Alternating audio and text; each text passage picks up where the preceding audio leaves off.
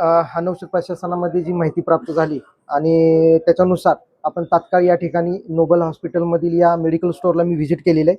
त्याच्यामध्ये औषध याच मेडिकलमधून घेतलं पाहिजे या या प्रकारचा किंवा याच्या व्यतिरिक्त कोणत्याही परवानाधारक मेडिकलमधून घेऊ शकतात अशा प्रकारचा या ठिकाणी फलक प्रदर्शित केलेला नाहीये. हे मान्य आयुक्तांचं जे परिपत्रक होतं त्याचं उल्लंघन दिसून येते. त्यासोबत या ठिकाणी असं दिसून येते की आपले या हॉस्पिटलच्या पहिल्या मजल्यावरून प्रिस्क्रिप्शन डायरेक्ट या मेडिकलमधील त्यांच्या कम्प्युटरवरती डिस्प्ले होत आहेत आणि त्यानुसार हे औषधं पेशंटना फक्त या ठिकाणी औषधाचे बिल भरण्यासंदर्भात पाठवत आहेत. पेशंटला कोणत्याही पेशंट किंवा त्याच्या नातेवाईकांना प्रिस्क्रिप्शन दिलं जात नाहीये आणि त्याच्यानुसार इथं औषध विक्री त्या संदर्भातले सर्व पुरावे मी माझ्या तपासणी अहवालात नोंद करून घेतलेले आहेत. त्या व्यतिरिक्त या मेडिकलचं मी ड्रग अँड कॉस्मेटिक ऍक्टनुसार सखोल तपासणी करतोय.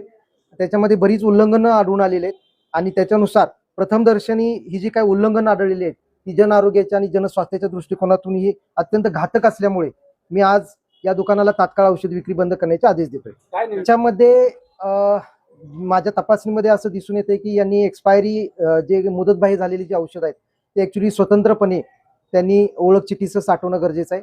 तर या ठिकाणी अशी काही औषधं त्यांनी विक्रीयोग्य औषधासमोर सगळे साठवलेली आहेत. त्याच्यानंतर जे 2 to 8 डिग्री ज्याला आपल्याला शीतपेटीमध्ये फ्रीजमध्ये साठवणं गरजेचं आहे अशा औषधं त्यांनी रॅकमध्ये सर्वसामान्य तापमानात साठवल्याचे दिसून येते.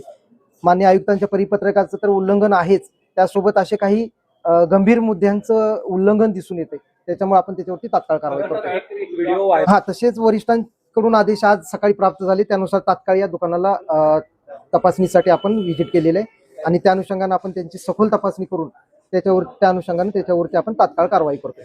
डॉक्टरांनी सर्व आरोप जे आहेत ते फेटाळून लावले. ज्यांचं हे हॉस्पिटल आहे, जे मेडिकल आहे, त्यांनी सर्व आरोप फेटाळले. आता तुम्ही कारवाई करताना प्रत्यक्ष माझ्या तपासणीमध्ये बरेच काही औषधाचे जे काही नियम आहेत आपल्या ड्रग अँड कॉस्मेटिक ऍक्ट मध्ये त्याचं गंभीर उल्लंघन आढळून आलेले. त्याच्या बाबतीत जे काही कागदोपत्री पुरावे आहेत ते सुद्धा आपण घेतोया आणि त्या अनुषंगाने आपण आपल्या कायद्यानुसार तात्काळ कारवाई करतो. कारवाई असणार आहे म्हणजे काय, किती दिवस बंद असणार आहे किंवा काय याच्यामध्ये आपण आता प्रथमदर्शनी त्यांना इमिजिएट औषध विक्री बंद करण्याचे आदेश मी जारी करतोय आणि त्यानंतर त्यांना आपण त्या संदर्भात कारणे दाखवा नोटीस जारी करून पुढील कारवाई केली जाईल. औषध विक्री बंद याचा अर्थ मेडिकल सील करण्यात येणार आहे का आपल्यावर? हा, मेडिसिन पूर्ण औषध विक्री बंद करण्याचे आदेश देतोय आपण.